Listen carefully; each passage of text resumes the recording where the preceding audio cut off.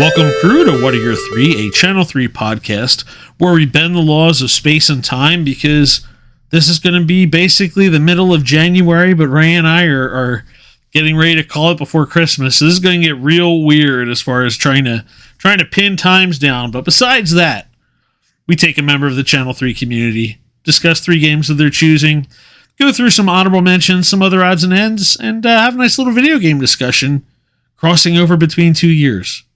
I'm Dan. With me as always, Ray. What's going on, everybody? Today's guest, we pull another member of the Dad Gaming who just finished the Mario Golf moments before this recording here. It is Mr. tootslaroo himself. Toots, how are you doing tonight?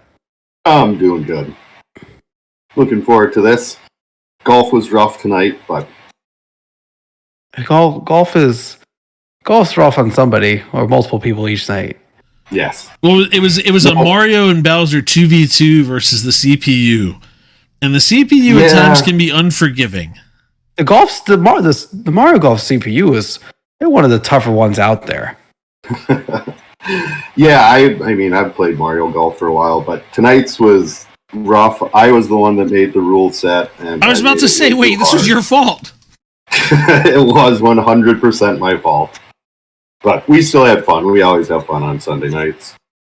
All right, well, let's get into this here. Of course, we just talk about Nintendo here, but we're going in a little different direction tonight, and I'm going to get into it later. But let's get to this first game.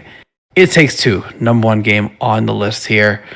And we're going to start with this question first. Who was or is your number 2 in this game? My number 2 in this game was my son. Originally, I bought this because I was like, oh, it looks like something fun that I could play with my wife. And so I got it, and we tried, and she just wasn't into it. So I kind of had it for a long time. And my son, he was 5 years old. He wanted to play it for some reason. And so we started playing it, and the game's just awesome. It's just tons of fun. It's a beautiful game. It was good. So your son's 5 when you're playing it. This is a tough game for a 5-year-old to play. No, he just kind of really took to it. You guys take your time with it. We did take our time. The controller was big for him, but he's learned how to do this weird claw thing that he likes to do. And with It Takes Two, it really isn't there aren't a lot of difficult button combinations and things like that. It's a lot more like timing and sometimes having to rush through things that would get hard. You ever have to kind of switch up characters because one character's job was a little tougher than the other? Yeah, there were times where we had to change the controllers back and forth, but there really wasn't too many parts like that. I remember there's one level where you get, like, one of you throw nails and the other person has like a hammer that you can use to kind of swing from the nails and stuff. Then you have to shoot the nails in a certain spot, and then the other person has to be jumping really quickly, but then you also have to be calling your nails back and shooting them in another place. And so, those parts were usually me doing the harder of the 2 operations. And then we would work through it, and, if we got frustrated or things like that, take a break and come back to it later. So this is a game you 100%ed. How long does that take? Was like finish the game and then go back and kind of find stuff? Was this just kind of painstakingly doing it piece by piece? How'd you get through this whole thing? Well, my son became obsessed with the game and wanted to play it all the time. So we played through it and beat everything. And then what I did was I went and kind of looked at the trophies that you needed to earn, because I knew we were going to be playing this a whole bunch of times. So every time we would go to, he would want to play a different level, I would look at and see what trophies there were, and we would try and get those trophies when we would play that level. But yeah, I don't very often get 100% platinum on a game, but that was one that I did. Yeah, you just said trophies, and I realized I guess I should have asked. What system did you play this on? Obviously, it must have been PlayStation, right? It was Yeah, PS5.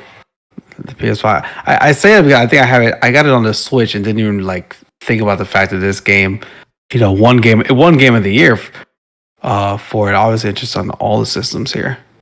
I mean, the game is such a cool game. Like each level is really unique, and you each get like special abilities on each level. It changes things up. There is some odd stuff because the story is about parents that want to get a divorce, and then their kid turns them into these little dolls. So like at one point, the parents come up with the bright idea that they should, if they could get their daughter to cry again, that would turn them back into humans. And so you have to try and capture like her stuffed elephant, and while you're doing that, you end up like ripping off one of her ears and her arm. it's a little bizarre, but for the most part, the game was just good. It was fun. There's all yeah, because it's a bit of a heavy story. Does that whole thing? Does the whole story just kind of go over the head of your 5-year-old, or does he like have some? Does he have kind of his own concept of what you're trying to do in the game, other than you're a doll and you're trying to become a person again? I think there were questions here and there, but for the most part, we're little dolls and we want to get back to normal. You play any other games like this one? Because like I'm still playing Unraveled with my son, and that story he's 5 now. And that story is completely gone over his head. He's like, oh, we're string, and hey, look at those kids running around in the background. What are they doing? Like he's got no idea about. They're perfectly like happy, son. They're just going to watch a baseball game and have a good time together. I told him, he's like, hey, they're running away? I was like, yeah, look, there's someone chasing them. They're running away. Like but it's like a separate story to him. Based we're string things that can run around. Yeah, we haven't done any more like that, but we've played like some Crash Bandicoots together. Some games like that, and then again, he's really into Fortnite and plays that all the time now. I was gonna say I'm gonna make you talk about that now, just because this game was with your son. Fortnite is not on the list. This is me pulling out there. Are you playing Fortnite if your son's not playing it, or this is just like, hey, this is what he likes, and I'm gonna find a way to play a game with him, kind of thing? I don't dislike Fortnite like I used to. It's fun. I like the Wednesday night party games that we play with the Channel 3 crew, and then I'll play with my sons a few random times throughout the week, but it's not a game that I spend a whole lot of time playing. Hey, I have to take one step back here because I have to shout out, trophy support aside for Nintendo, this is one time where they're doing digital games right for multiple Switches. So if you get It Takes Two for the Switch, they've got the second copy in the store. You can just download the Player 2 copy that you can play remotely with the other person. It's shocking. They actually thought that far ahead, not to screw. I mean, it took an extra year for it to come out on the Switch anyway, which it's a clean port when they did it. But the fact that they had that second copy there without having to, pull an Animal Crossing of you've got to have 17 copies of the game you want to play together. They did this one right. And obviously, Nintendo, this wasn't an in-house development, but they easily could have just said you got to buy 2 copies of the game. But they did a good thing here. Yeah, and that's one thing. I mean, I'll just add on that. I've never used the feature, but I thought the fact that it was if I bought the game and you also have a PlayStation, we still could play the game together on our separate systems. Yeah, it could have easily been a cash grab, but they just want to get their game out there. It's a beautiful thing. It's a great game too. I absolutely loved it. Well, let's move on to your second game. I think we got a 1-2 combo here we haven't really ventured into before. You picked Final Fantasy IX. I'm going to open up by saying finally some love for it's probably the least appreciated game from that like Final Fantasy 7 to 10, that like golden age post Super Nintendo, 7 to 9 running on the original PlayStation. But anyway, Final Fantasy 9, a little bit of a simpler game compared to Final Fantasy 8, which kind of blew out there. But I'll shut up. Why'd you pick this one? This was the first Final Fantasy game that I actually played. I had seen my cousins play Chrono Trigger, growing up and stuff. But for Christmas one year, my mom got me and my brother a PlayStation 2, and that had the ability to play, the PlayStation 1 games. So one of the games that I got was Final Fantasy 9 because I heard, that those were good games and fun. And so I just started playing it, and immediately from the opening cinematic of that one, I was just drawn in. I like the characters, the stories. I like how even the equipment and the leveling up wasn't overly complicated. And I think part of the reason why I like Final Fantasy IX so much is because it was my first time in it. It was very easy to learn the systems. Yeah, that one wasn't overburdened with even like Final Fantasy VII. You had to lock your materia in. You had, I don't know if you've played that. We'll get to talking about 7 a little bit later in one way or another. But they really took a step back because that was where 8 kind of lost me myself. There was just there were sub games inside of the game. You had all sorts of stuff going on, and 9 was really stripped down by comparison.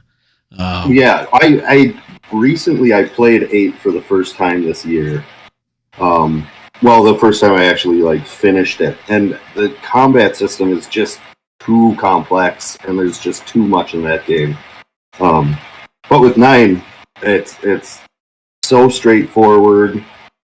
It's not overly complex. It was really easy to get into.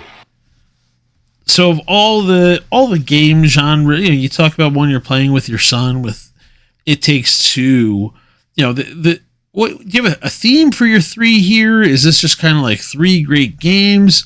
I'm just kind of curious. How does this one fall onto the list? This one, I guess that this one, Final Fantasy IX was really what got me into the RPG games. Because after I played Final Fantasy IX, I went back and played some of the old NES and Super Nintendo Final Fantasies. I went on to play 10, which that game maybe could have easily been on here. It's just kind of, I guess, that game that I just have really fond memories of. I had never played a game like that was so... I think the first time I played it, it took 40 hours to play through it. And I just was blown away by the fact that there's video games that take 40 hours to beat. It just, yeah. Anything memorable sticking out for the story from that one for you there? You've got, little swashbuckling. You got the theater set up there. I think I love Vivi's story. He's the little black mage, and he doesn't really know where he belongs and things like that. And then all of a sudden he finds out that there's a whole bunch of them like him, but they're all made to be weapons. But then he finds a village, and he finds out that there are more like him that have kind of gained a conscience and are able to talk and live lives and things like that. And just seeing his character kind of go through kind of this large existential crisis of just who am I and where do I belong, and this is the mold that you were told you have to be in, and kind of breaking the mold, that whole story. I liked that. And the same thing with Steiner. He's the knight, and his job is to protect the princess. And it's fun to watch his character grow from being this real rule stickler, somebody that doesn't want anything to do with these thieves and robbers and all these other people. And you slowly start seeing him realize that, you know, the good guys aren't always the good guys, and sometimes you got to stick up for what's right rather than just blindly following orders.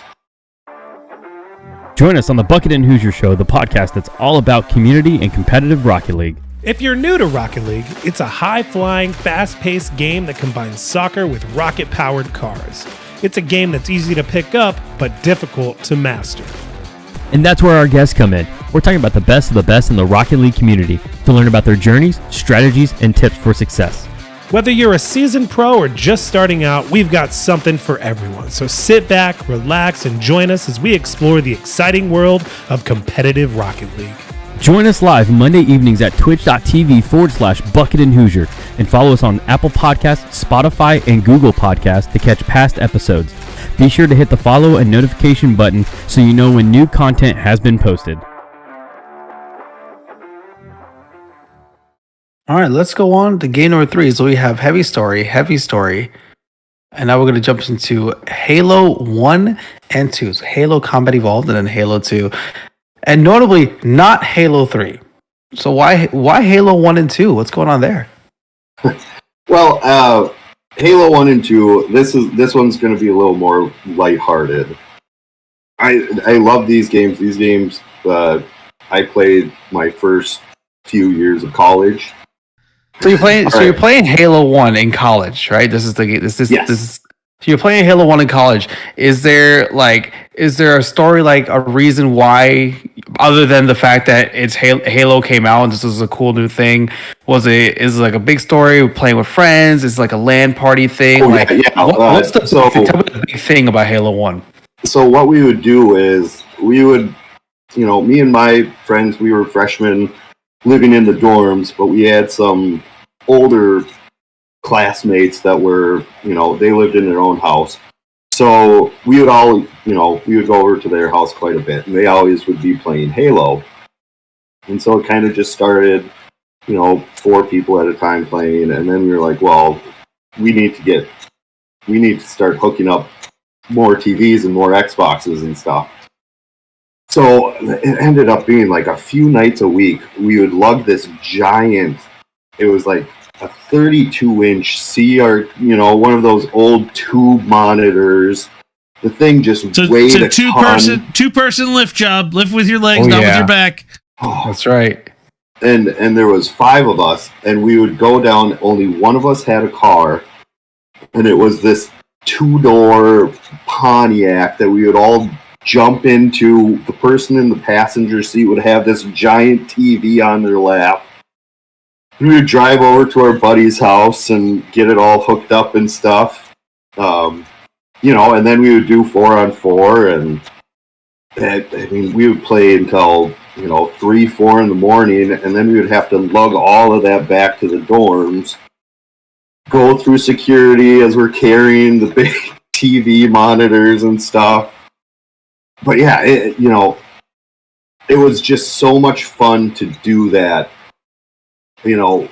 where you had the 8 people playing at a time, or the 12, or the 16. We didn't do it too often, but there were a few times that we were able to get, 4 Xboxes, 4 TVs, all hooked up together, and just spend, the afternoon playing Capture the Flag at Blood Gulch. Every story, every Halo story, I feel like if you told someone today that didn't have that history to it, they'd think, my God, this is the most inconvenient story you could ever tell me. You had to lug a console that's heavier than like the monitors we play on today, with the controllers that are much too large to actually use correctly. And you gotta lug this giant TV, and you do all this to play for a couple hours, and then you had to take it back, and you have to carry it all. This isn't a Switch that I can put in a little bag and take with me. Well, like the whole concept is extremely inconvenient. But like it was all that's like part of the experience, right? Like, oh, we're gonna do this together. And it's like nobody didn't want to play, so it was like, well, let's get the 8 controllers so we can have 8 people playing, and yeah,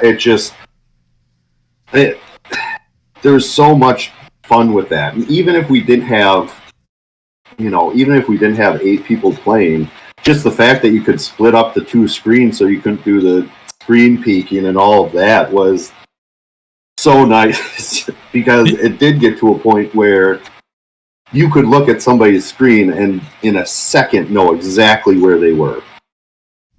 Nintendo's over here just doing the like Kermit tea sipping meme with the GameCube ergonomic handle, and we don't know what you're talking about, this portability and controller problem.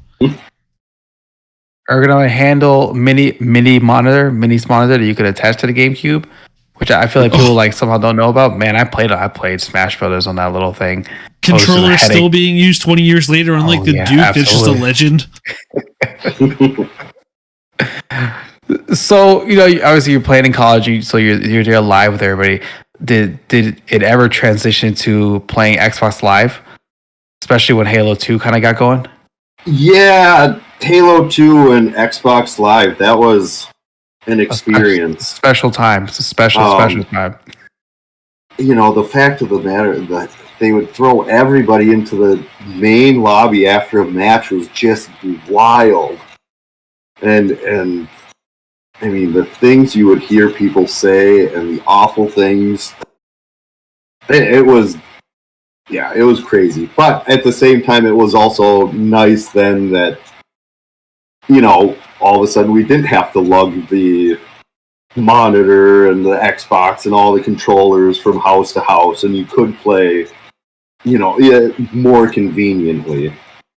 So when you're playing live, did you have the basic little headset that came with the Xbox, or did you get yourself a Turtle Beach? Because those felt like the only 2 options, right? You had to kept replacing the little flimsy headset, or you got yourself those huge, like real thick headphones that you put on yourself.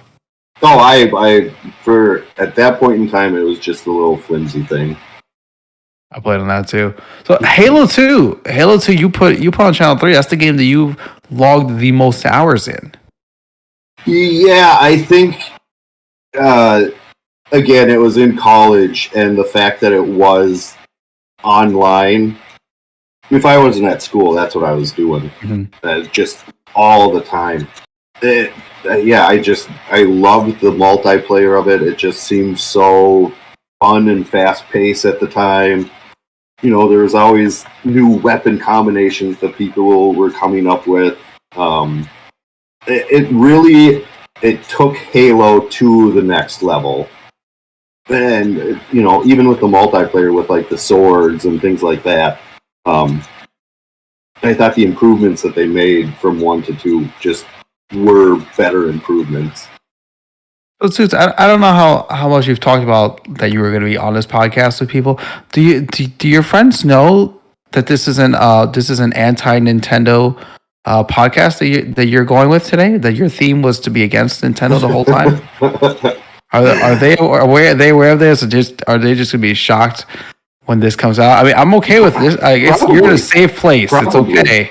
It's only because we're letting him get away with extra honorable mentions. He's even going to hit Nintendo here. Exactly. I'm only bringing this in before we kind of move on to the next. That's just the thing. I have stories about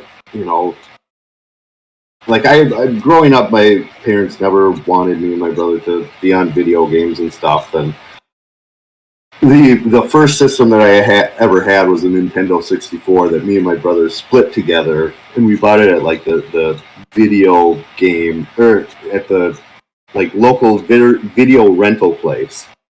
And we bought the 64, and it came with like 10 free game rentals. But I don't know. Nintendo, I like Nintendo just fine. It's okay. You don't have to backtrack. I feel like if you asked me for another list in a week, it could be a totally different list. Let's move into some honorable mentions here. We're going to talk about normally we tell everybody 1 to 3 games.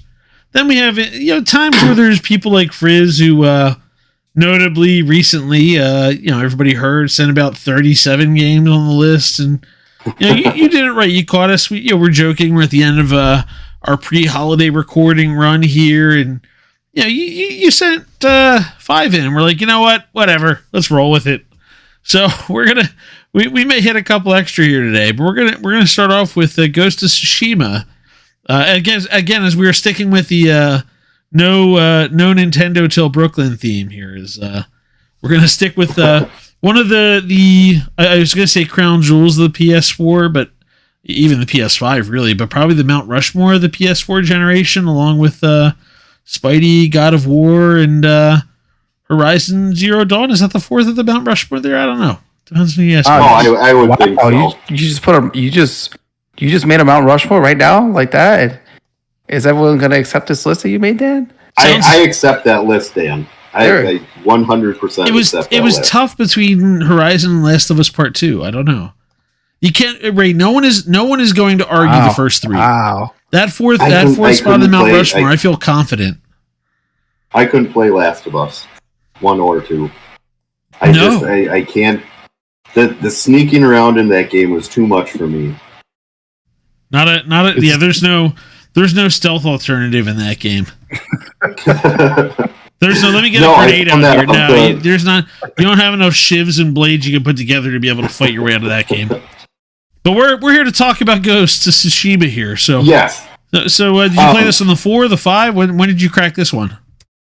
I played this on the PlayStation 5. I actually just finished it up. Yeah, you've been sharing your photos and videos. I should have said this. I was going to ask that. Well, yeah, I started playing this one. I don't know, maybe sometime this fall, and I just absolutely loved it.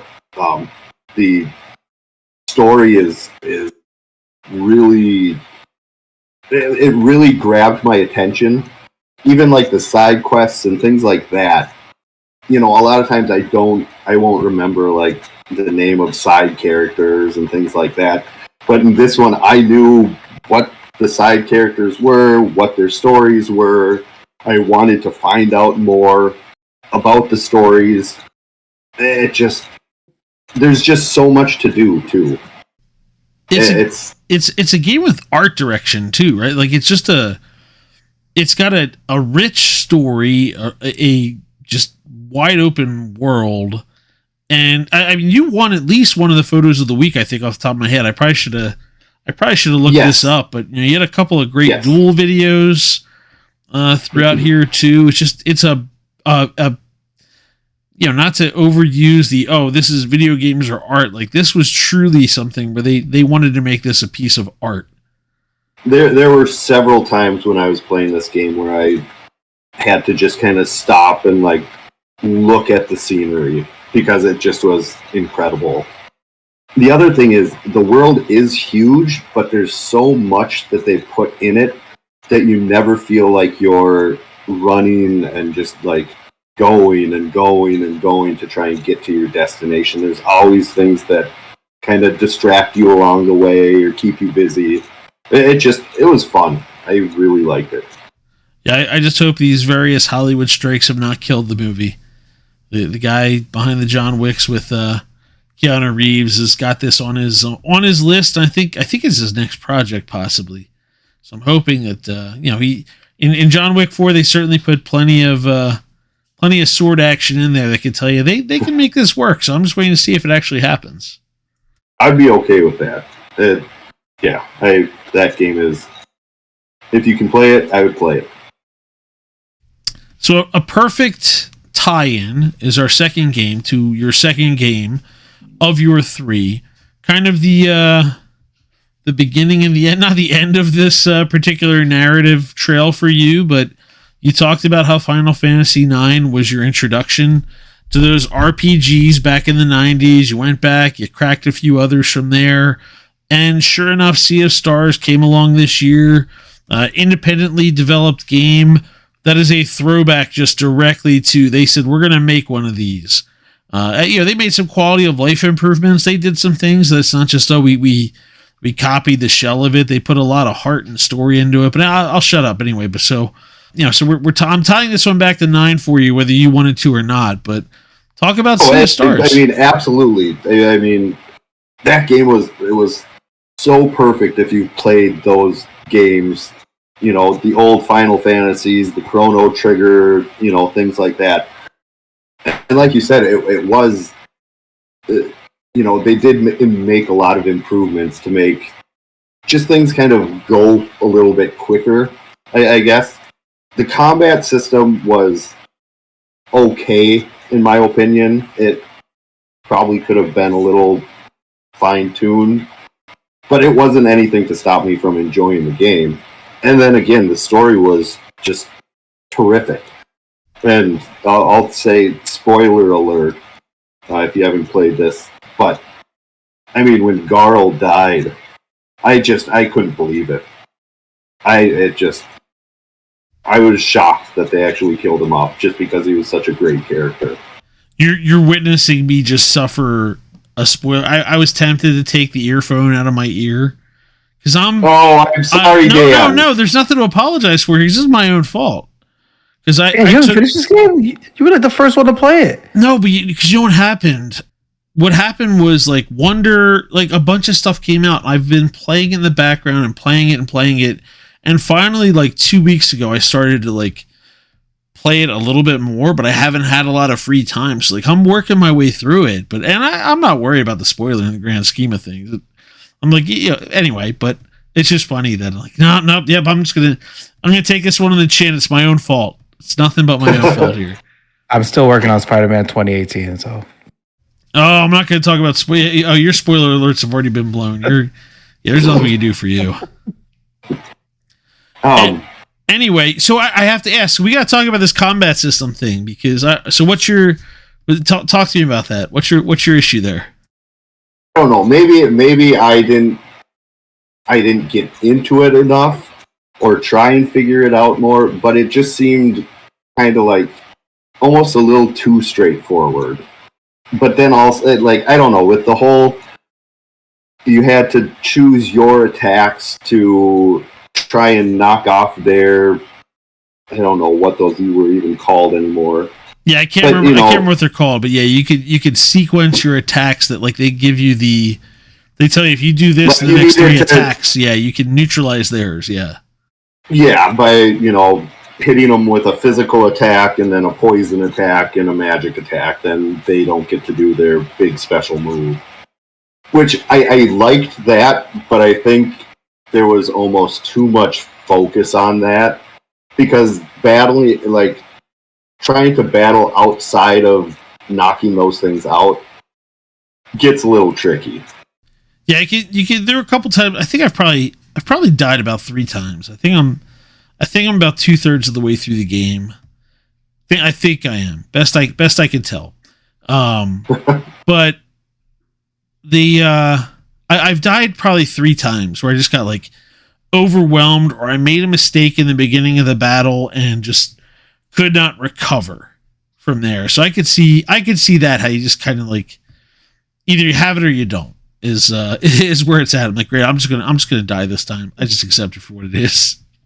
Yeah, but the characters and the story of that game are top notch. It's again another beautiful game, and I would suggest completing all of like the side stories before you finish up the game. Did you were you seeking this one out, or this was one that was I don't know what tier of PlayStation Plus that this actually? I'm playing this on the Switch because I didn't realize at the time because I don't do a good enough job looking at the PlayStation Plus catalog. This was one that was included day one. So did you seek this game out? Was this one that you also did you end up buying it or did you end up having this in like the PlayStation Plus catalog? How did you fall into this? This was one that I was, I saw it, I played the demo and I was like, wow, this, I'm really looking forward to this game. I don't buy very many games day one because I'm so far behind.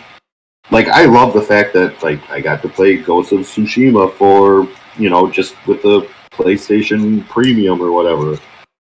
And so I don't really buy that many games day one. So when I saw that this was going to be released for free on there, I was just absolutely thrilled.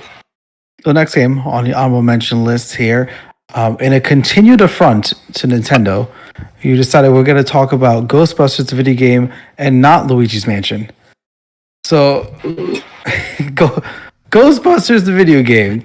Well, why is this one on the list here? A movie turned into a video game, which they're always very hit and miss, but this one seems to hit pretty well. Oh, okay. So this was not a movie turned into a video game. This is its own story.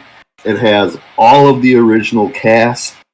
Like it was written by the same guys. This game is phenomenal. It's Ghostbusters. It's Ghostbusters 3. It really is.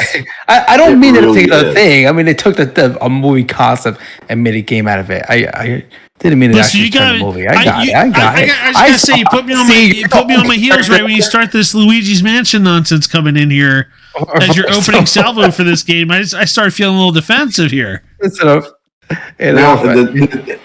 So I will say this is a game that I played on the Switch. So this kind of does fall into the Nintendo category. No, it doesn't. But continue.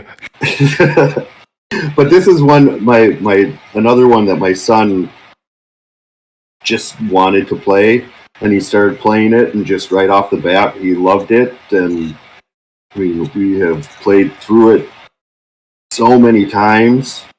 We have colored every single ghost that you can fight in that game.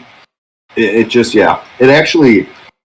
made me appreciate the story of the Ghostbuster movies more, because you do learn a lot more of like the lore and the background of kind of the main ghosts of the, at least the first movie.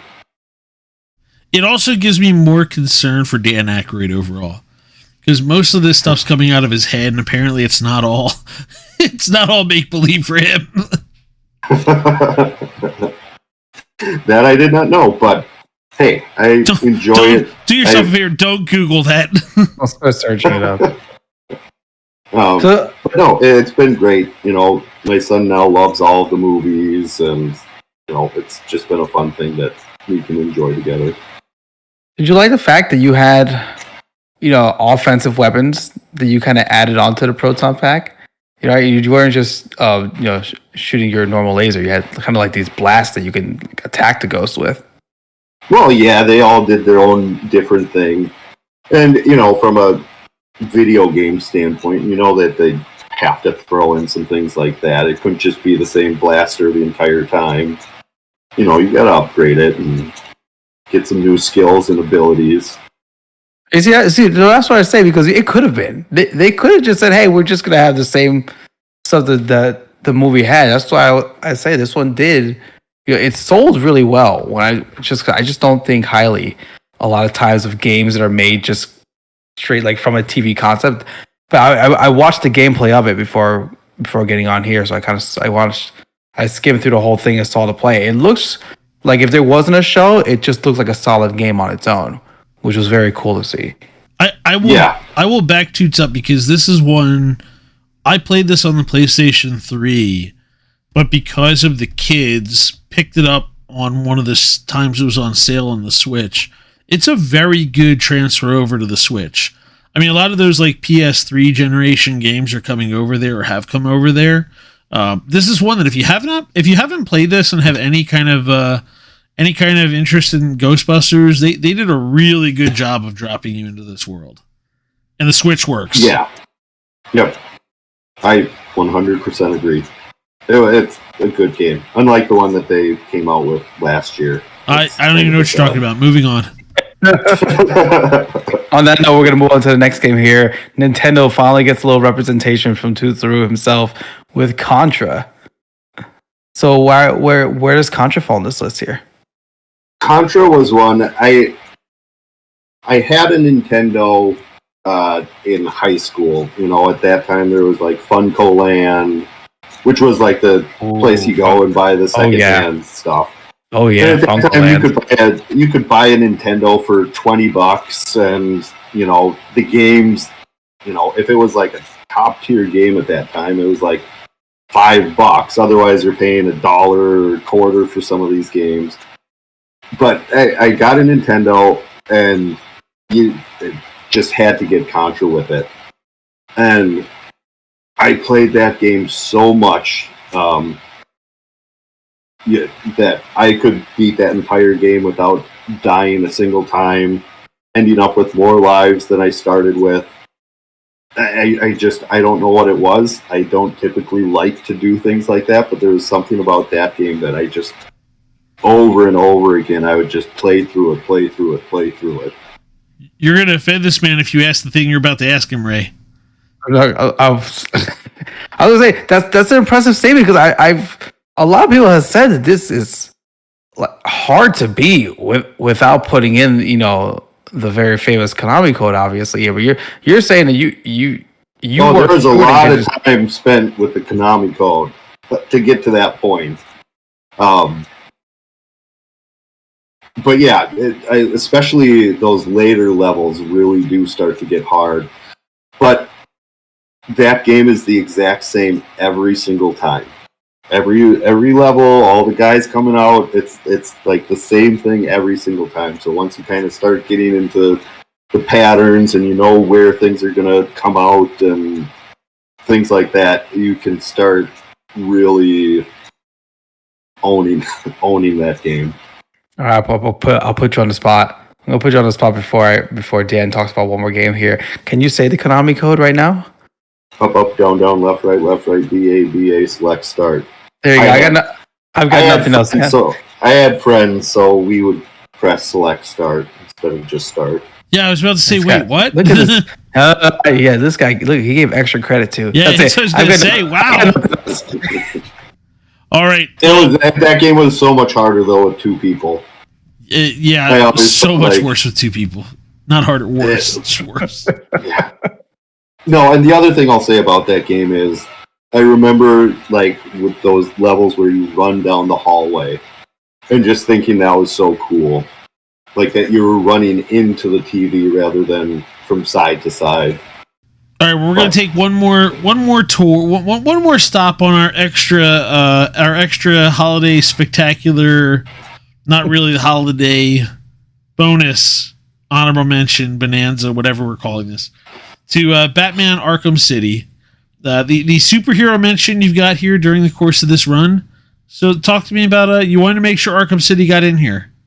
Yeah, this game blew me away when I played it, because I had taken kind of a break from playing video games for a while, and I think I bought a PlayStation 3 is what it came out on, and I had heard really good things about the game. I had seen Batman movies and stuff and watched like the animated show growing up, but I wasn't like a diehard Batman fan. But I started playing that game and I got so into the story and into all of the characters and all of the Batman lore and stories. Mark Hamill as the Joker is just brilliant. I mean, his character is just the ultimate hipster response when someone asks you Ledger or Nicholson. You say Hamill, and you just walk away from him. He needs to be up there in the conversation for best Joker. I like his take on it. Him and who is it? Kevin Conroy. Kevin Conroy, yeah. Yeah, those two just, I don't know. They work so well together. It was great. But I ended up learning so much about Batman, and just at that point, I ended up getting really into Batman and all the movies and learning more about it and stuff. But the whole open world concept thing too, that was done so well with like the flying around with the bat wings and just, the grapple hooks and all of the gadgets, and it was fun. The stealth was good. That just was a great game. The best of the Batman games. If you have not partaken in the '90s Batman the Animated Series with your son, that's a worthwhile detour. It holds up. That's my Batman. All right. Well, let's talk about a future game you're looking forward to here. We're coming back into the RPG realm, but a little different this time. With Final Fantasy VII Rebirth, you're looking forward to the next chapter here, our second disc effectively, but again, also being broken out into, last I heard, 2 discs somehow that I still can't wrap my head around, but that's a story for another day. So I'm just going to ask, did you play 7 during, you talked about 9 was your first, and you went back and played some others. I don't remember, did you mention 7 in that run there? I know you mentioned the NES. Nope, 7 is one that I never played. I've always heard, like, oh, you got to play 7. It's the best one. And it was just one of those things where I don't know if I was just being stubborn, but I just never got around to, like, playing it.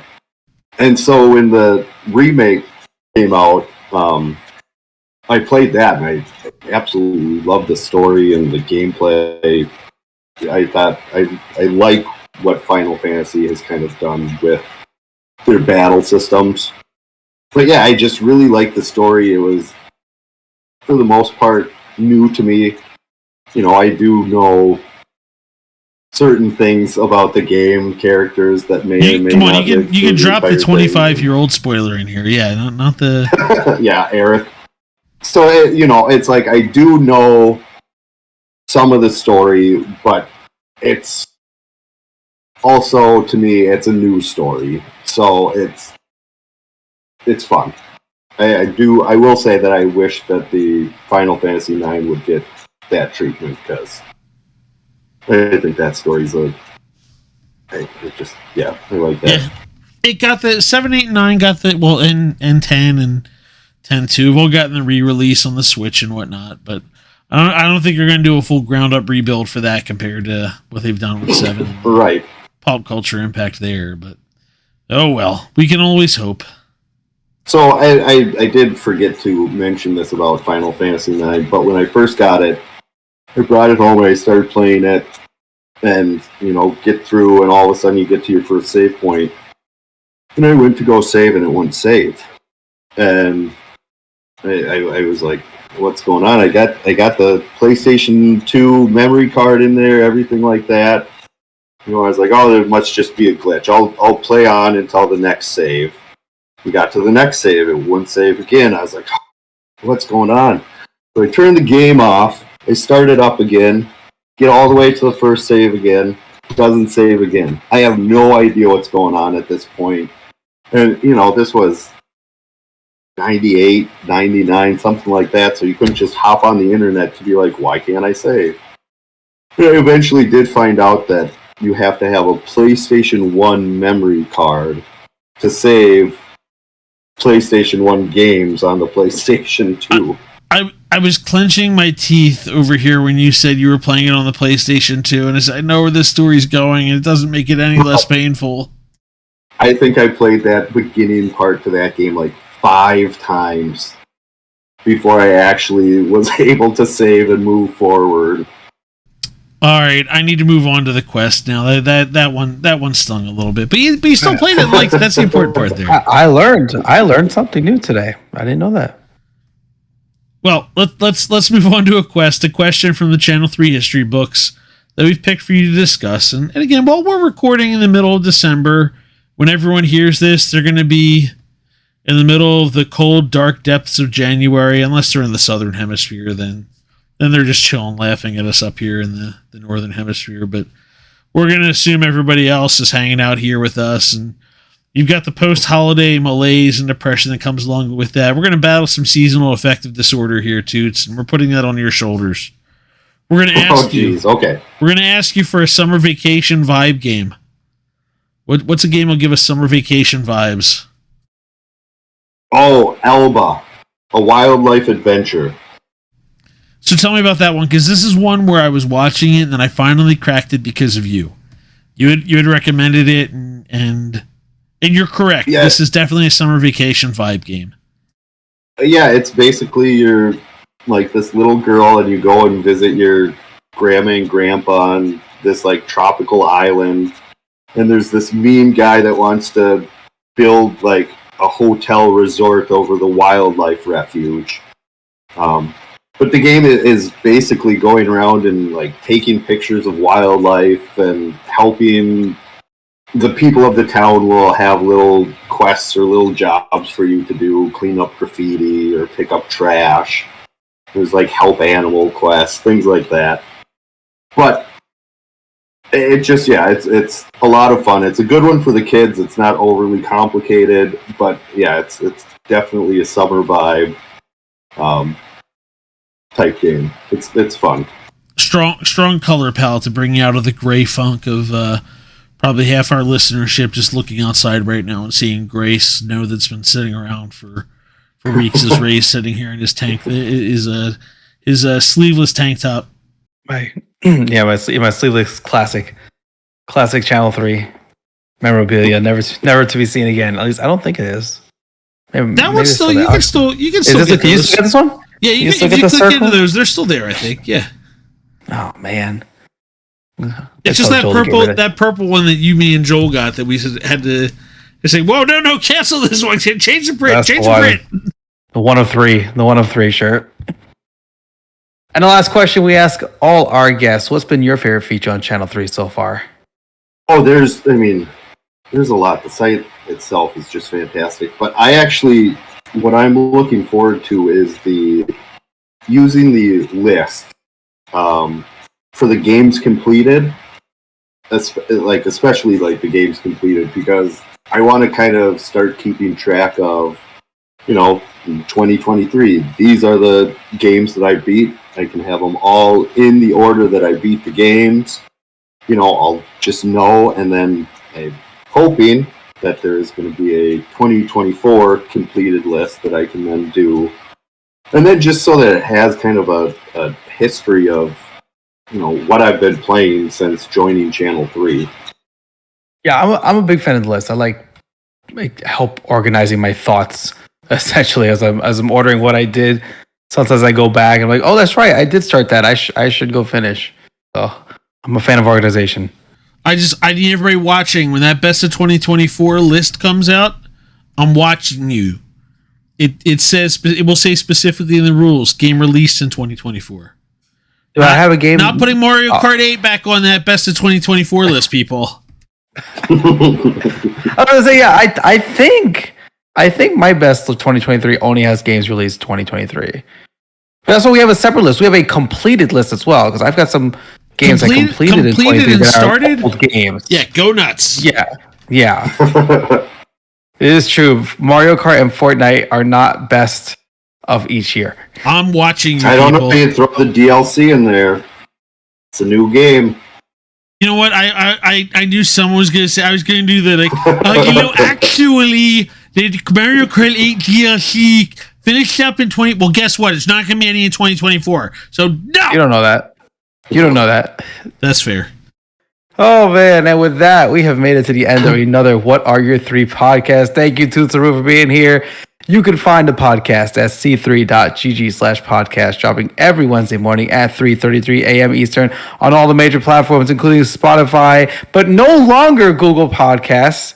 You have to go to YouTube Music and Apple Podcasts. So find them all the way there. I'm Ray. Dan Tucker puts this all together. And for our executive producer, Joel Willis, have a good day, everybody.